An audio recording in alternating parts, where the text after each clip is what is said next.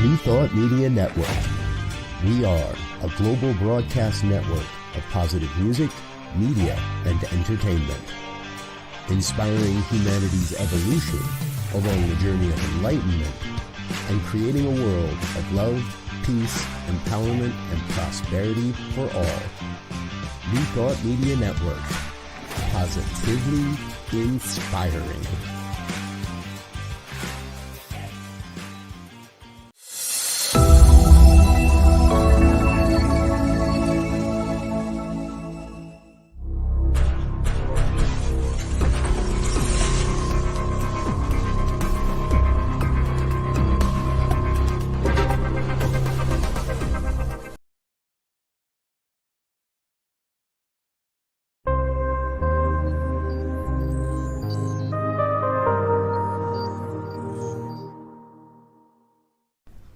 New Thought Media Network. We are a global broadcast network of positive music, media, and entertainment, inspiring humanity's evolution along the journey of enlightenment and creating a world of love, peace, empowerment, and prosperity for all. New Thought Media Network. Positively inspiring.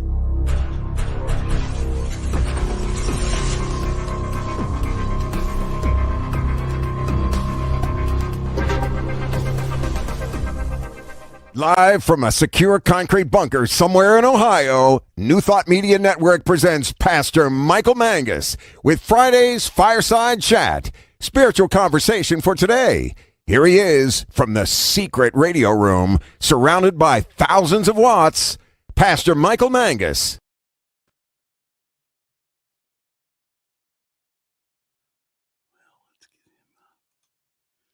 There you go.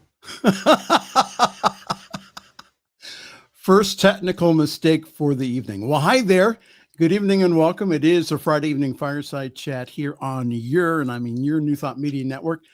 I am the Reverend Michael Mangus. I am broadcasting this evening from the Charles Fillmore secret radio room, surrounded by thousands of watts, in an extremely secure concrete bunker that is so secure and top secret. Only one person knows where the top secret bunker is located. Now, I may tell Tim or my radio group, I may tell him too, but he has to go through a background check. So he doesn't tell my boss, the Reverend Dr. Robert Brzezinski, on where the top secret bunker is located, because I do not want him to know at all. Well, hi there. Good evening. How are you? I say this every week, but I do mean it. We do have a wonderful show planned for you. Please feel to interact with us on Facebook and also on YouTube. And again, all my shy people out there, yeah, I know. You're out there and you're going, there is no way that I am going to put my name up on a screen that has anything to do with Pastor Michael Mangus. I get that. Go to pastormichaelmangus@gmail.com. pastormichaelmangus@gmail.com. There and only there. You can go ahead and send me an email. I would be more than happy again to read it during the week. I don't read anything during our time together, but I do read them during the week. So get in touch with me, pastormichaelmangus@gmail.com. So the purpose of us getting together on a weekly basis is for us to have a chat, an informal chat, around the fireplace as we throw another log in to heat it up. The reason we do this is to support you during all the craziness that's going on out there. No, you have not taken crazy pills. There's some serious stuff going on out there. And hopefully by yours truly and also my co-host that we can go ahead and we can put a few yucks to it and also make it a little more digestible. But we do, again, we comment on current issues. We comment from a new thought / spiritual perspective. And like I said last week with Jeff's commentary, the views and opinions expressed are those of our own, not those of New Thought Media Network, Centers for Spiritual Living, Divine Science International, and Ministerial Association, and anyone else living or dead. The reason that we go ahead and we talk this evening is because we want you to think. We want you to have a new thought about what is going on in the world. And ladies and gentlemen, all the way from the great state of Tennessee, formerly of the greater state. See, I got it right this week. Yes, you did. The greater state of confusion. That's it. You're off the Christmas card list. I'm off the Christmas card list already? Yep. Get on with it. Get on with it. Here he is, Reverend Jeff Radcliff. Oh, my God. So you play this liner that says, and now here's Michael Mangus, and there's dead air, and there's nothing going on, and I'm sitting here thinking, oh, Lord, I'm going to need something stronger than a glass of Merlot. Okay. Or Moscato. Moscato is what I'm drinking. Why I said Merlot, I have no idea. It's hit me. It's hit me already. Okay. Well, here, you know what I'm going to do? I'm just going to play you the jingle. Reverend Jeff Radcliff. See, that makes you happy. Yeah, that makes me happy. Yeah. All right. All right. We didn't have to stop it like that. Well, you know, you always chew me out that we go long on the show. I don't chew. You are worse than Reverend Dr. Robert Brzezinski. Seriously? Yes. Oh my God, I'm big time. Timing and dead air and all that stuff because you are OG.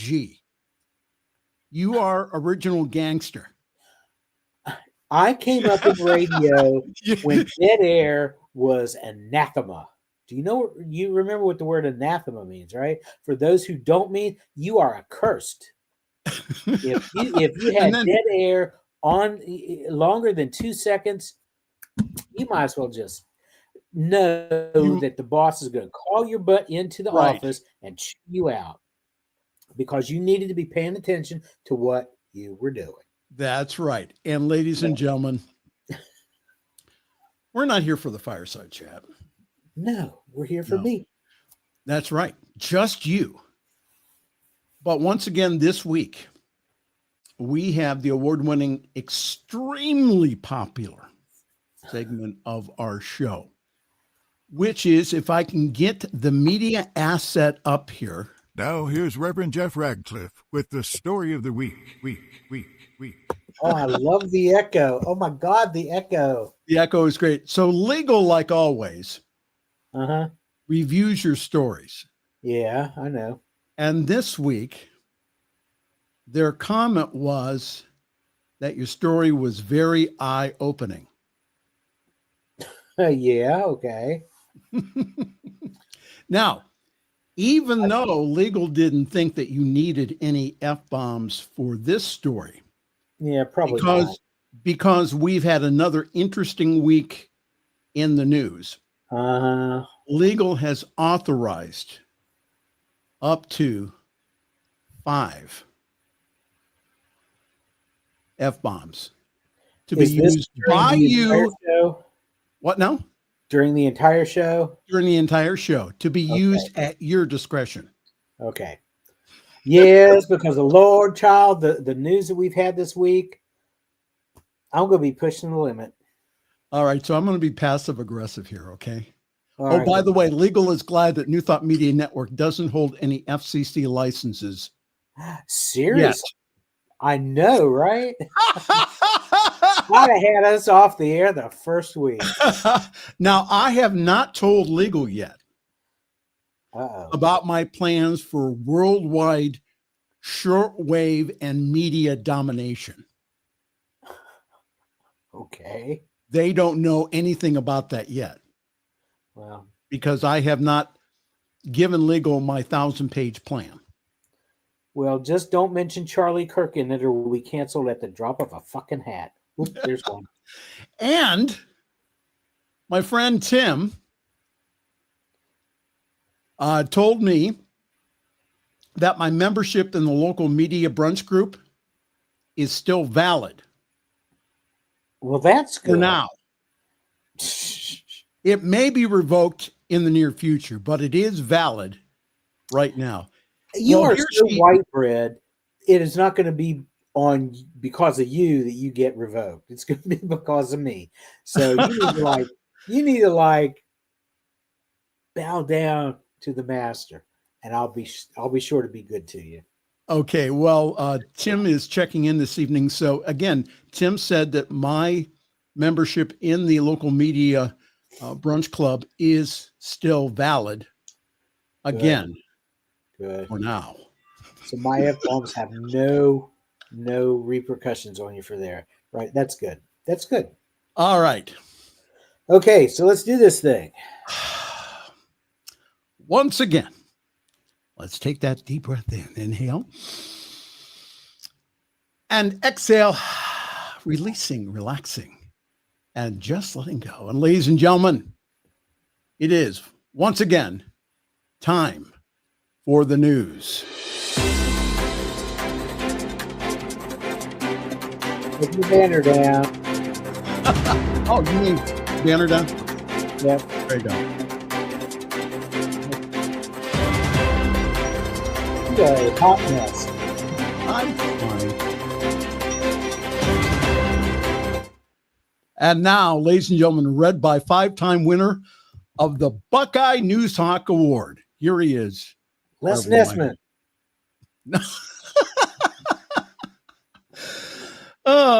What an interesting week here we've had. Once again, what craziness is out there is just unbelievable. So the funeral service for Charlie Kirk, the conservative activist shot dead while holding a debate at Utah Valley University, will be held on Sunday.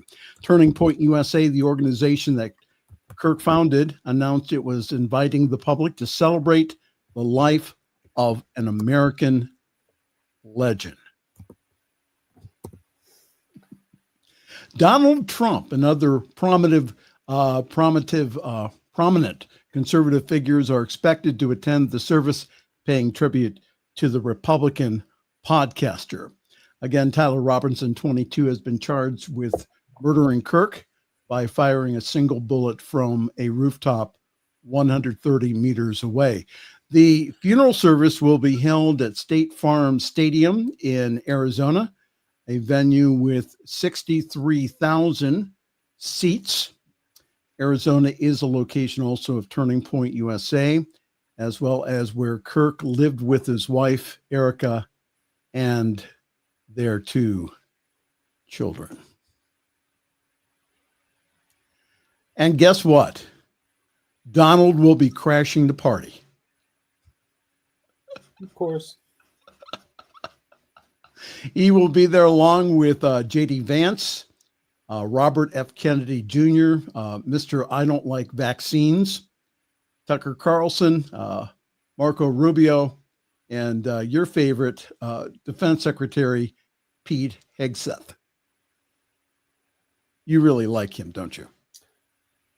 Oh, yeah, I just love them all. All right. Go ahead.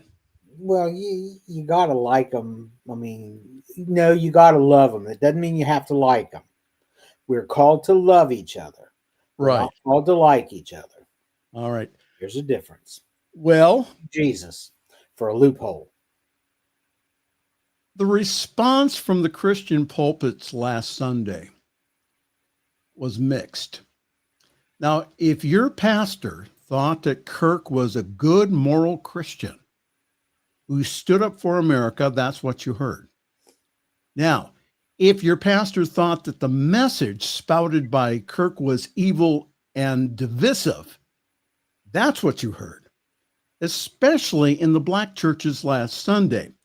I am going to play for you here in a moment a portion of Reverend Dr. Howard John Wesley's sermon when he stepped to the podium last Sunday at his church at the Alfred Street Baptist Church in Alexandria, Virginia. Dr. Howard John Wesley had a message for his congregation about the broad daylight murder of Charlie Kirk, the far-right political activist. Within an hour of the end of the 8 a.m. service, the entire world had heard what he said, which was that Kirk did not deserve to die, but he was no hero either. So let's see if I can try to play this here. So this is Reverend Dr. Howard John Wesley. And I do not celebrate the killing of anyone. Charlie Kirk did not deserve to be assassinated. But I'm overwhelmed seeing the flags of the United States of America at half staff calling this nation to honor and venerate a man who was an unapologetic racist and spent all of his life sowing seeds of division and hate into this land. That's it. And hearing people with selective rage who were mad about Charlie Kirk but didn't give a damn about Melissa Hortman and her husband when they were shot down in their home, tell me I ought to have compassion for the death of a man who had no respect for my own life. That's right. You do not become a hero in your death when you are a weapon of the enemy in your life.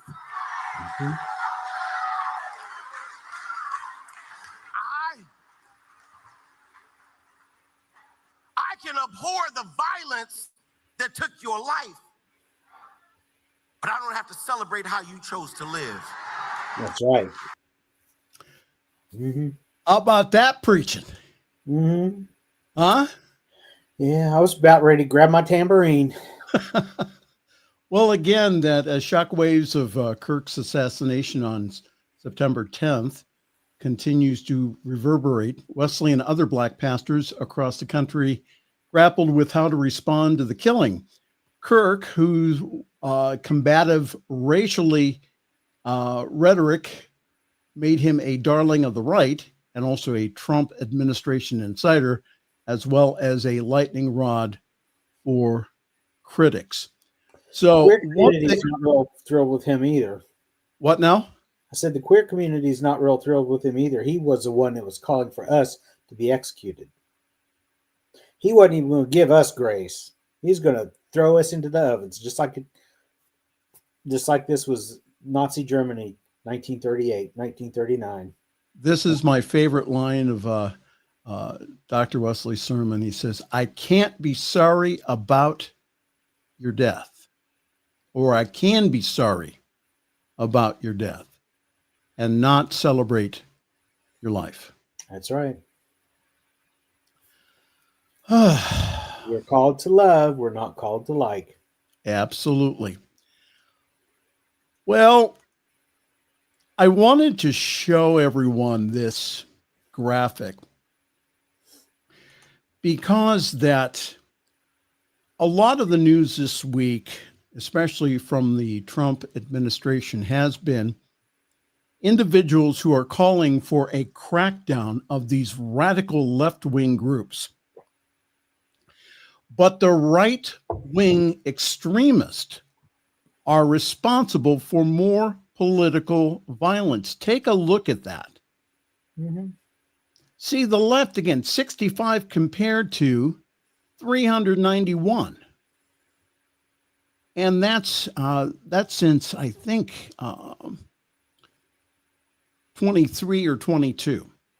So for the past 3 years, the left or people who have espoused left-wing beliefs, again, 65 individuals. But the right, 391. Again, the reason I put that up is because, again, your right-wing friends are believing the big lies from the White House and also from Fox News. Don't let them get away with it. We're still not sure why the young man went ahead and did what he did. It may have been because he was protective of his lover/relationship. We don't know. All we know is that he reached a point where he says enough is enough. And he went ahead and he took Charlie Kirk's life. Your comments, Reverend Jeff. It's interesting that he was brought up in a MAGA household and didn't follow the party line. He didn't swallow it, hook, line, and sinker. He came up with ideas and opinions of his own. Unfortunately, he acted on some misguided opinions of his own. Charlie Kirk, I keep seeing people talking about freedom of speech.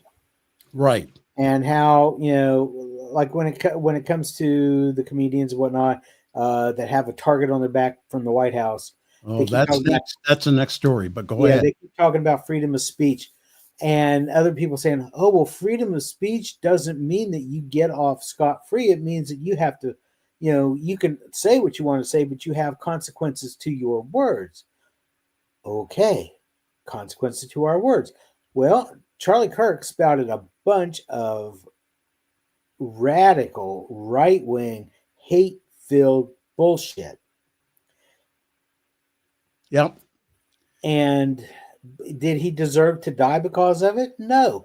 He had freedom of speech. However, you have to admit freedom of speech comes with consequences.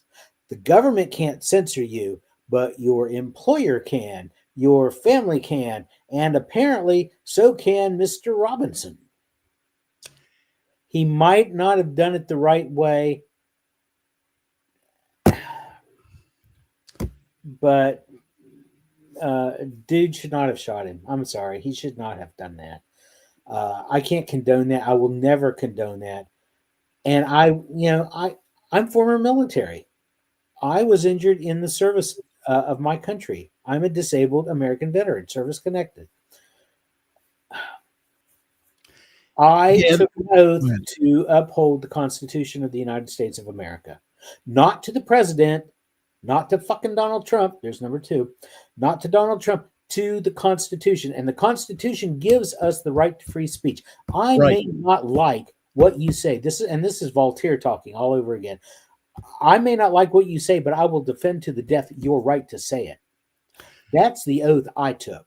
And that oath did not have an expiration date. And I served 45 years ago. Okay? Mm-hmm. I served during the Reagan administration, during the Cold War. We have a few comments here. Jeff, if you ever get up to Akron, would love to meet you, maybe feature you at a radio brunch. Oh my goodness. See now, get your ass off your pedestal. Boy, I'll tell you, now I'll get thrown out. We have some right wingers who attend our radio brunch occasionally. We talk about politics. What now? They're going to love me. Uh-oh. We also have this evening.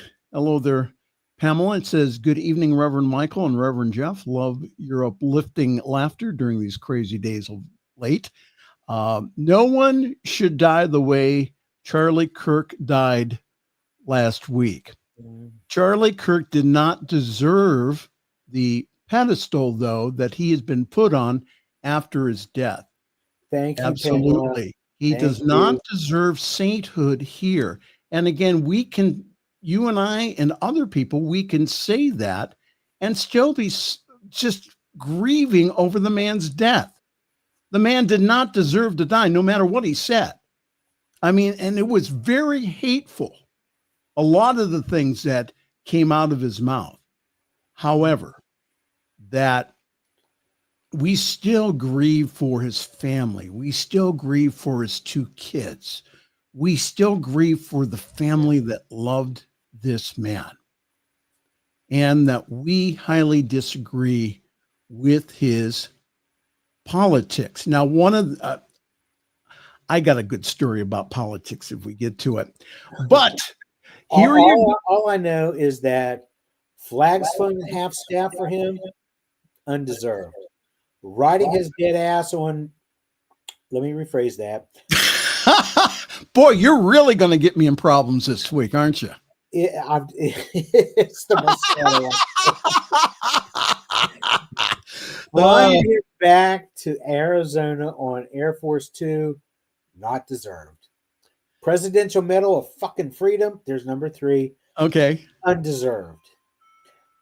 All right. The next thing you know, they're going to be I don't know whether I used this joke last week or not. I know I posted it online that the next thing you know, they're going to be petitioning Pope Leo to nominate him for canonization for sainthood. I don't get it. I don't either. And that individuals have been equating him to the 13th apostle. And also equating him. Oh, God. Jesus Christ. Didn't Jesus and Charlie, they died around the same age? Oh, please. Please. No, I can't make this stuff up. Oh, that's so I can't. stupid. I mean, it's out there in the media. Well, Judas betrayed Jesus in the Garden of Gethsemane. Yes. Every time Charlie Kirk set foot on a stage with that organization of his, he betrayed Jesus the Christ. So 13th apostle, it kind of sort of tracks. Yeah, because Judas has been carrying this load alone for 2,000 years. He needed a conspirator. Oh, you think he needed a little help then, right? Yeah, basically. Okay. Well, how about equating him to Christ? No. That would go over just like when they put Donald Trump up on that same pedestal, trying to equate him, and him standing out there saying, "I am the chosen one." I was surprised that Thor didn't zap his ass with a lightning bolt at that point.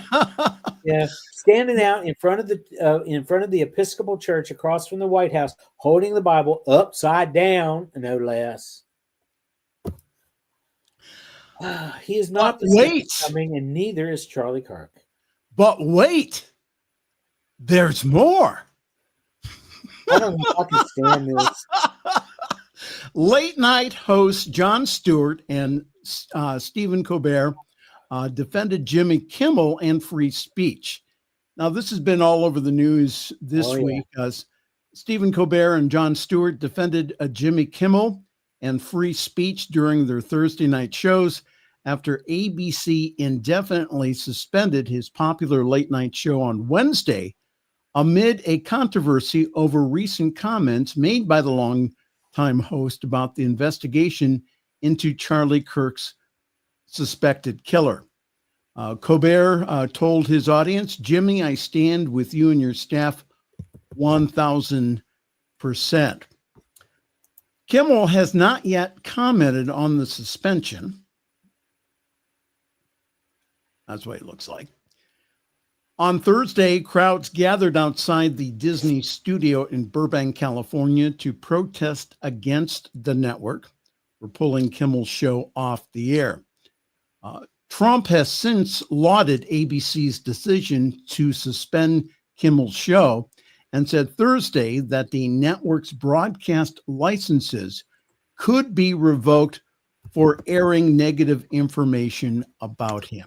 So what happened was this. Charlie said a few things.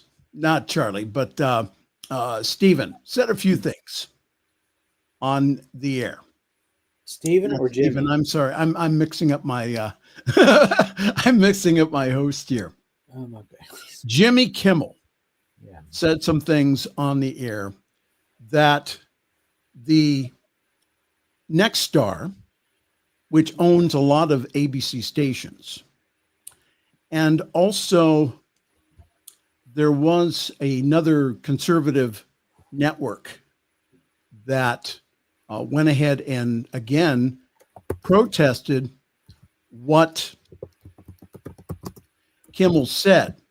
Now, this is exactly what he said here. Okay. On Friday, the White House flew the flags at half-staff, which got him some criticism, but on the human level, you can see how hard the president is taking this.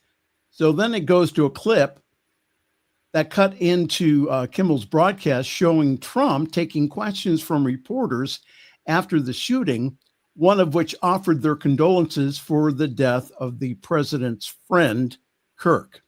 When asked how he was holding up, Trump replied, "I think very good." And by the way, right over there where you see all the trucks, they just started construction of the new ballroom for the White House. Oh my Trump God. continued.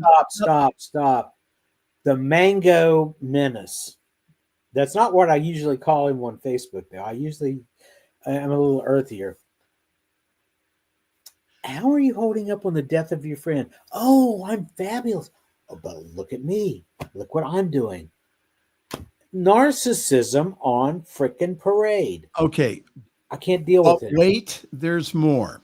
No, there can't be any more. Yes, there is. Trump continued discussing the ballroom plan, saying the result would be a beauty.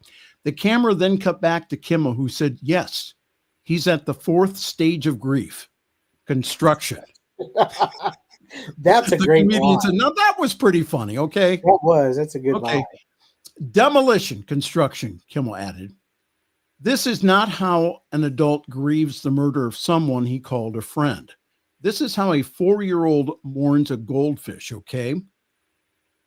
The host then claimed Trump's seemingly nonchalant comments didn't just happen once, showing the president on a September 12th appearance on Fox and Friends, where he recalled what he was doing when he got the news of Kirk's death. Well, when I heard it, I was in the midst of, building a great, for 150 years, they wanted a ballroom at the White House, right? Well, they don't have a ballroom. They've used tents on the lawn for the Chinese president when he comes over. If it rains, it's a wipeout. Trump recalls that he was with the architects planning the incredible design for the ballroom when someone entered and told him Charlie Kirk is dead. The president said he expressed shock over the news. And then Kimmel said, and then we'll be installing the most beautiful chandelier. Sconces you would not believe. Kimmel also said, he says, there's something wrong with him. There really is. Who thinks like that? Why are we building a $200 million ballroom at the White House? Is it possible that he's doing it intentionally so that we can be mad about that instead of the Epstein list? By the time he's out of office, the White House will have slot machines and a water slide. Your comments, Reverend Jeff. I'm not going to say anything about the stripper pole in the East Room, but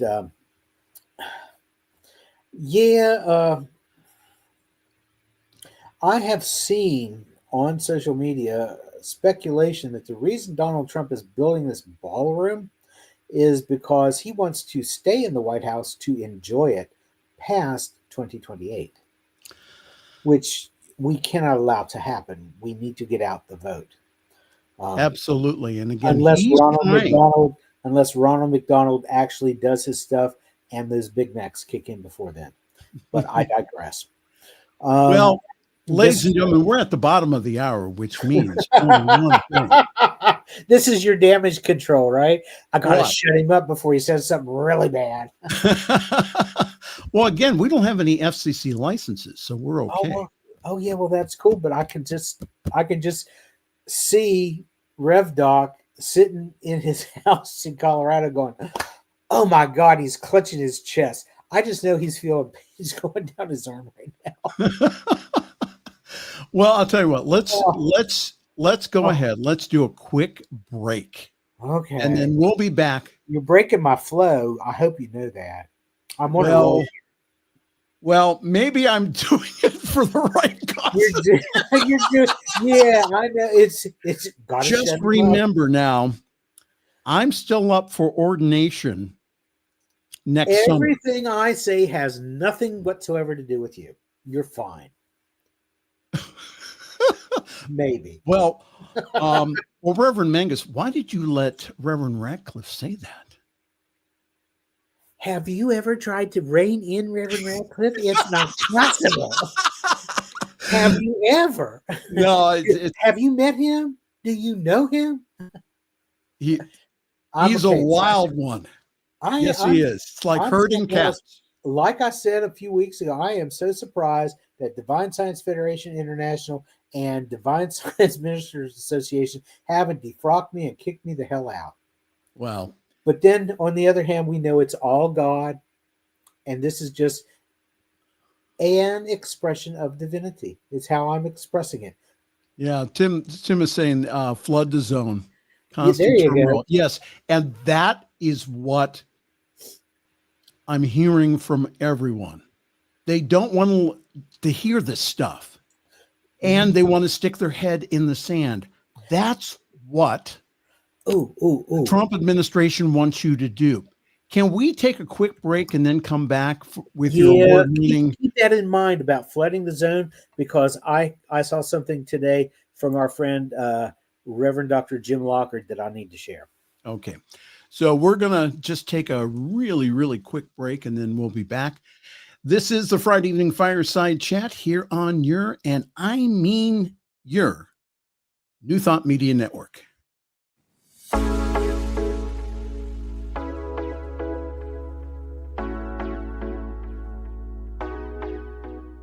What if the person you think you are is just a fraction of who you truly are?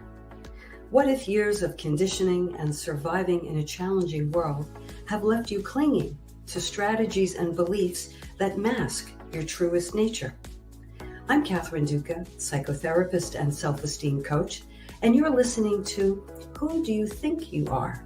A show that looks beneath our psychological masks and uncovers our profoundly messy, beautiful, brilliant, tender-hearted essence.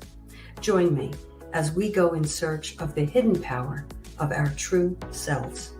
I'm so glad you're here. What I can say is, wow, there are so many New Thought celebrities in the room. I am telling you, this is a real family reunion. And if you've never been, believe me when I tell you, you are part of the family. You want to come, you want to learn, you want to be hugged on, you want to be loved on. This is the place to be. So it's a lot of fun. It's like a family reunion. We get together, we laugh and we cry and we're together and we deepen, and it's a lot of fun. When I think about all the retreats I've been to, all of the summers I've spent going to many places to get spiritual food, nothing really quite does it the way Anton does. There's a family sense here. You come here and you are surrounded by loved ones. It's very much like to see you at the Anton Retreat 2025. There are lots of wonderful surprises.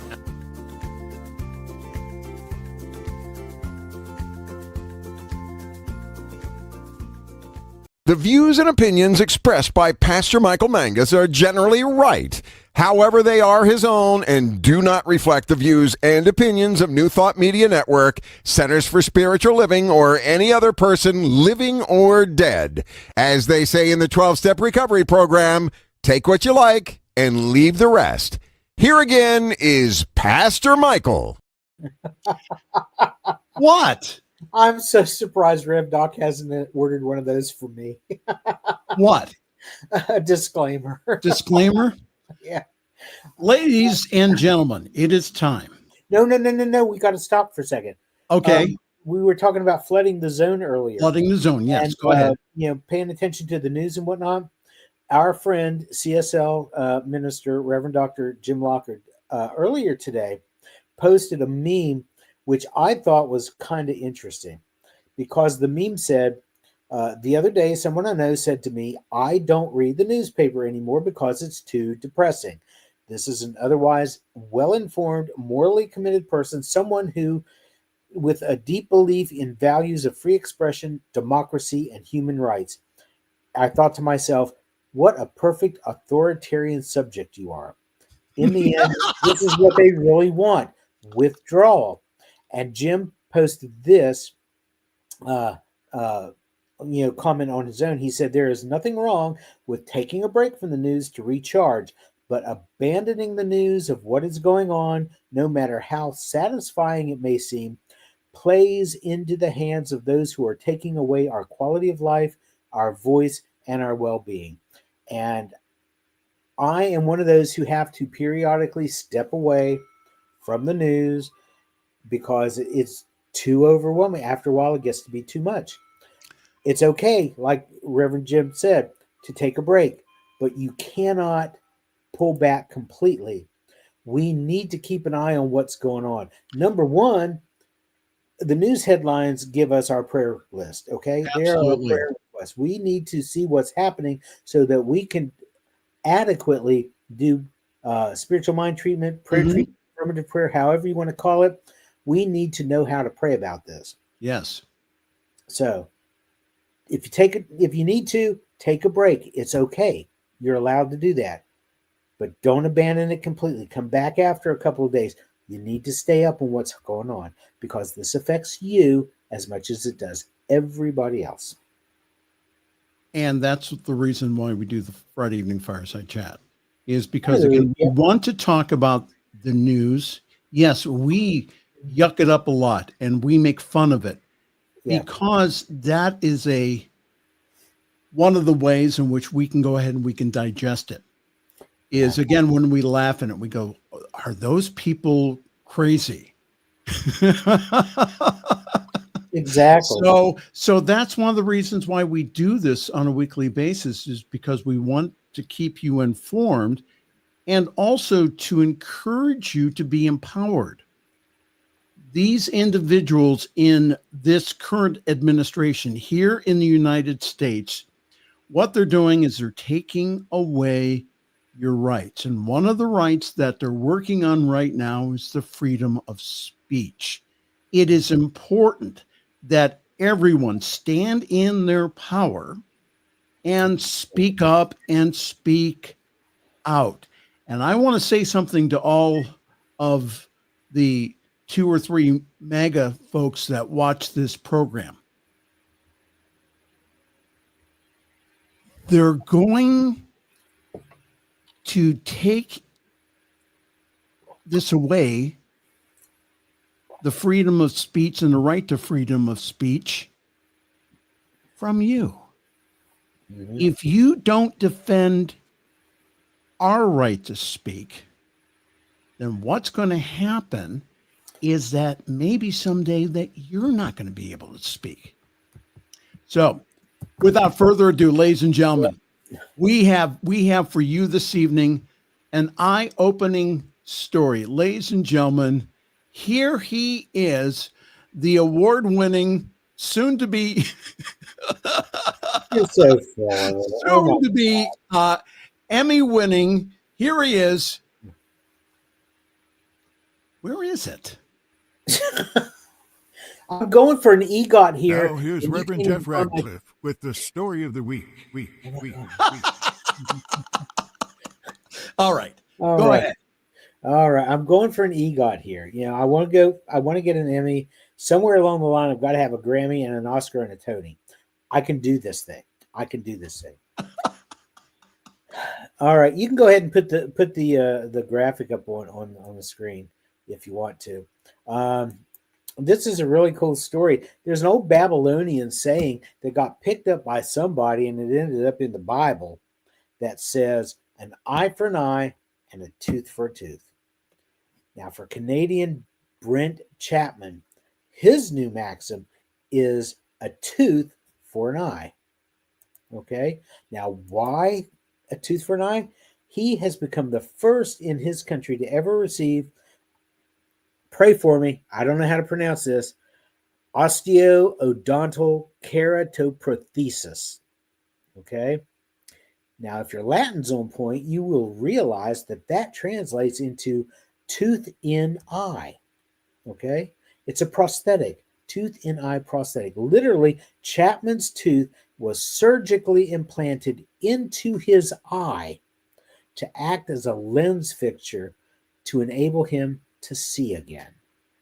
It's considered a last resort. He's had 50 surgery, transplants, and procedures, and his surgeon, Dr. Greg Maloney, operated on him all those times since he was a teenager. He's 34 now. He suffered a rare reaction to ibuprofen at age 13 that left him with severe burns on his cornea. Now, the cornea, it says in the article, acts as a windscreen. It keeps debris and liquids out of the eyeball, allows light to penetrate and reach the retina and the optic nerve. But the burns permanently obscured the vision in his right eye, while his left was totally lost to infection. So the tooth and eye surgery is rare, very rare. So rare that despite being pioneered in the 1960s, Chapman's is the very first ever done in Canada. And according to Dr. Maloney, it's turned to when all other options have already been tried and failed. So that's what's happened with dude here, with Chapman. The tooth is chosen because it's made of the hardest material produced by the body. A hole is drilled through the canine tooth and a high-tech lens is fitted inside. And the tooth is then attached to the cheek through the eye, and an aperture to the retina and optic nerve is created so that light can enter the lens and reach it. So with glasses, he now has 20/30 vision, meaning at 20 feet, he can clearly see what someone with perfect vision can see at 30 feet. It's not perfect, but it's damn close. And so this is really indescribable, he says, to be able to see the whole city and to know that there's a whole world out there that's just intersecting. He said when you're blind or low vision, you're not seeing that. You're kind of in your head more, and there's more mental chatter that it can be difficult. And he said that Dr. Maloney and I made eye contact for the first time, and we got quite emotional. I haven't really made eye contact in 20 years. And he's excited to see the faces of his loved ones, his niece and nephew, who are 4 and 2 years old. They're really cute at that age. And then and also, and he wants to go back to work. He wants to return to a normal work schedule. He is so excited about now. You know why I said this was so eye-opening. It is. It is. And this story's got teeth to it. Oh, wait. Yeah. So he's and Chapman said that he can't wait to not make everything about me. He wants to go to Japan and not have to worry about plans falling through or any other, having to take a lot of various medications and emergency contacts in his luggage in case his vision fails again.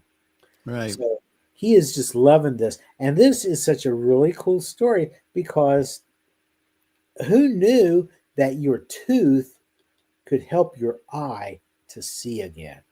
Is that ladies, we are, the Bible says in is it Psalms where the psalmist talks about I am fearfully and wonderfully made? Yes. It's awesome to know that our body has the ability to heal itself in ways that maybe we didn't even know existed. And until I came across this story, I didn't know that this particular procedure existed. How cool is that? And ladies and gentlemen, once again, that was the award-winning Reverend Jeff's story of the week. Week. And you notice I did it without using the 2 remaining F-bombs that I've got. So well, listen, we have about 10 minutes, so I think you may may be using them on the TV time permitting on the stories that we have. All right. Hit me the first one here says y'all are taking this too far. A California woman tells Starbucks worker that her name is Charlie Kirk for the cup. Then the worker refuses to write it. A Starbucks in California refused to write on the cup Charlie Kirk's name. And the reason being, let's see here, we'll go back. My screens are messing up here. Okay. I would I don't know. If go ahead. If I'd have been the guy in Starbucks, I would have said, okay, can I see some ID? Because maybe her name is Charlene or something like that, to where Charlie might be a nickname. And maybe her last name could be Kirk. I'm willing to give her the benefit of the doubt, but she needs to prove that that's what her name is. Well, anyhow, I don't know what's wrong with it. They change all these things around in StreamYard. But anyhow, what happened is that in a video with over 480,000 views, Valerie Lewis posted the encounter. Near Charlie Kirk. Okay. She ordered a $6.50 drink, a Grande Mint Majesty with 2 honeys when she approached the counter. When the barista asked for a name for the order, Lewis said Charlie Kirk. The barista politely said, "We can't do political names," but the machine didn't ask for a name to begin with. So, see, now I was off on the price. So it's going to be $3.70. Okay. Lewis asked why they couldn't write the name on the cup. And the barista said that the sticker wouldn't print, but she would be willing to write Charlie on her cup for her. Lewis then asked again why they couldn't write the whole name on the cup. The barista further clarified because it's political. Now, Starbucks does apparently give its employees general advice for writing to-go cup notes, but it's unclear in how this name writing standard plays out across the different stores. So the Starbucks spokesperson spoke to the reporter in an email, who said that there is no restriction on the customer using Mr. Kirk's name for their order, and we're working to understand what happened in this store. So most commenters argued with Lewis, saying that Starbucks had every reason to refuse her order because she wasn't Charlie Kirk. Lewis's argument for getting the name written, in essence, was that Charlie Kirk's death wasn't political. As she stated in the video's on-screen text, "I never went in to talk about politics. Just mentioned his name to be written on the cup to honor him." Now, news outlets such as TMZ and ABC News and PolitiFacts have referred to Kirk's death as a politically motivated in some way, shape, or form. Kirk was in the middle of a political debate when he was fatally wounded in Utah. And despite there being a slew of evidence that needed to come out regarding his shooter, Mr. Robinson, his shooter's motivations do seem politically motivated based upon the evidence from the bullet casings and Robinson's messages before the incident. So, as one commenter put it, do you not understand how that would look if she was writing Charlie Kirk on People's Cup while she's at work? Politics is just not supposed to be a topic at the workplace. Another added, this sounds like policy and not her personal decision.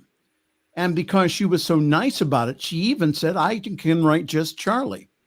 Another mildly suggested, well, why can't you just write it yourself? It's not the employer's fault. The reporter did reach out to Lewis regarding the situation and received back crickets. She went in there looking to stir up shit. I mean, I'm sorry. Particularly since she is a person of color.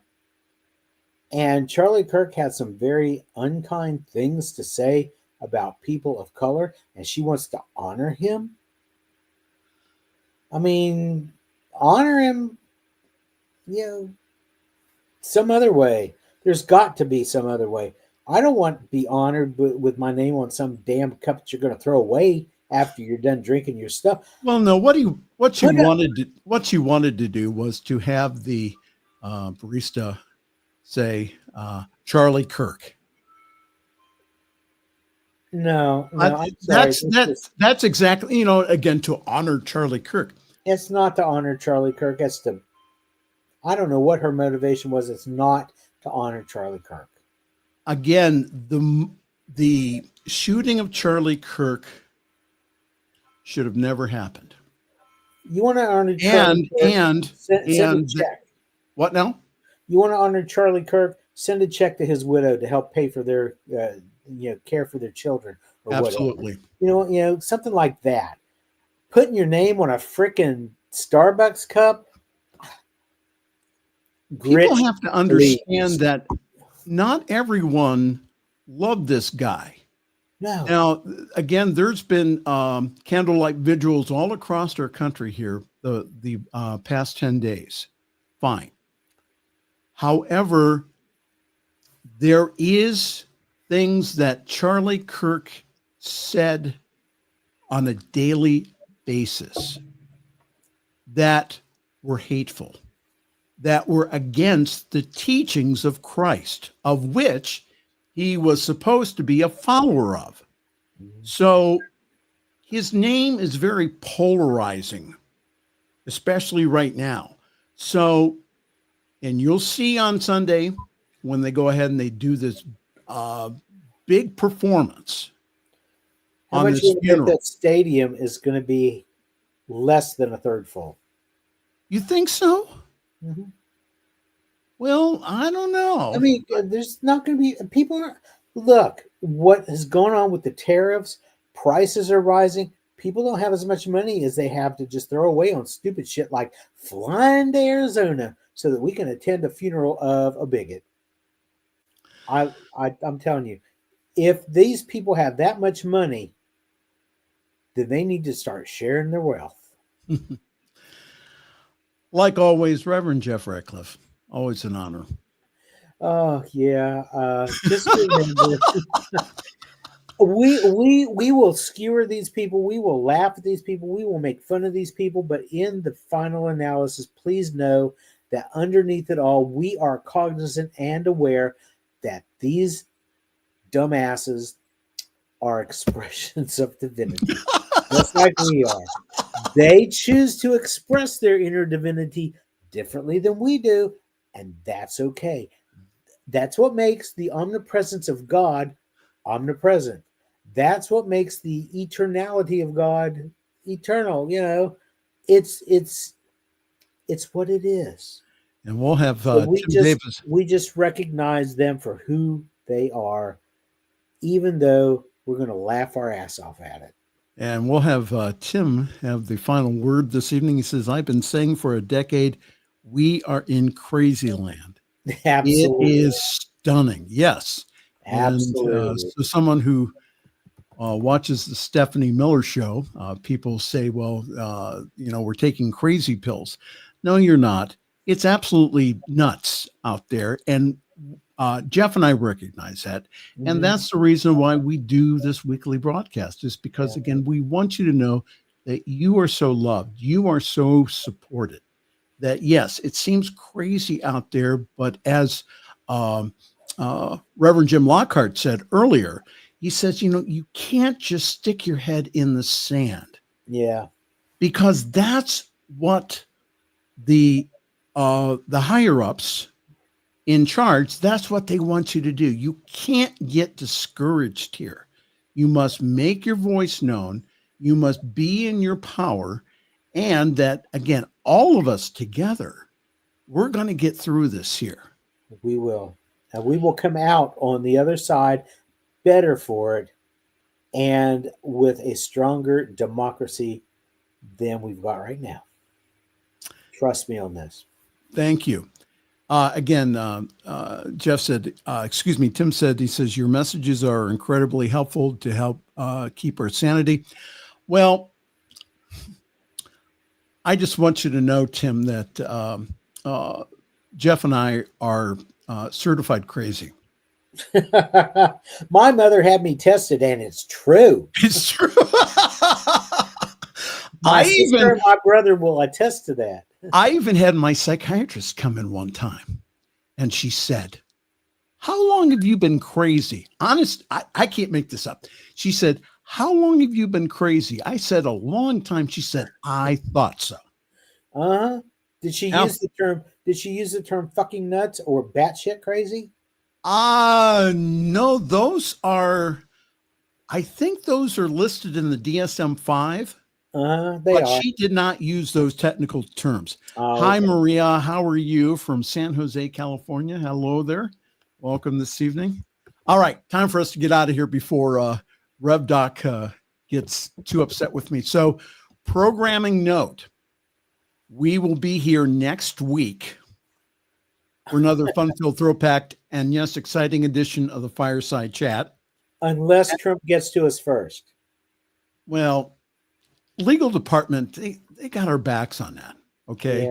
Yeah. They had Jimmy Kimmel's back too. What do you think about that?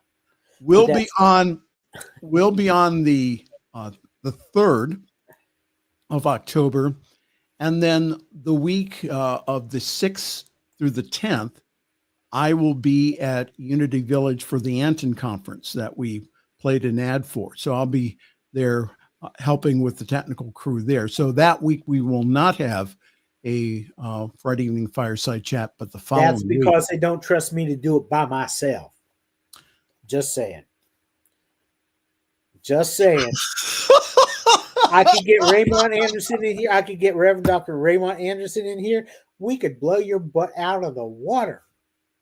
Trust me on this. Do you really want to do it?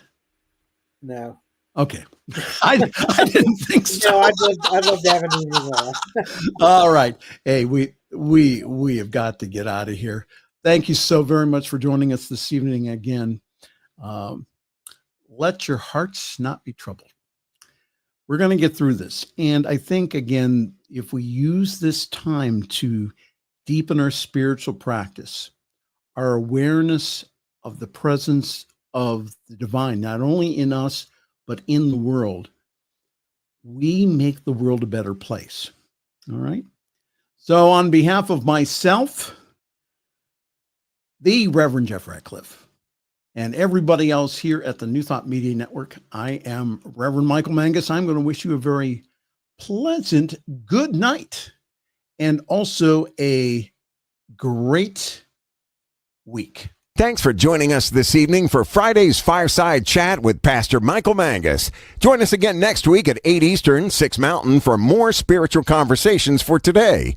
For more information and replays of past shows, please visit the New Thought Radio and Media Network's Facebook page. Until next week, may God bless you richly and abundantly.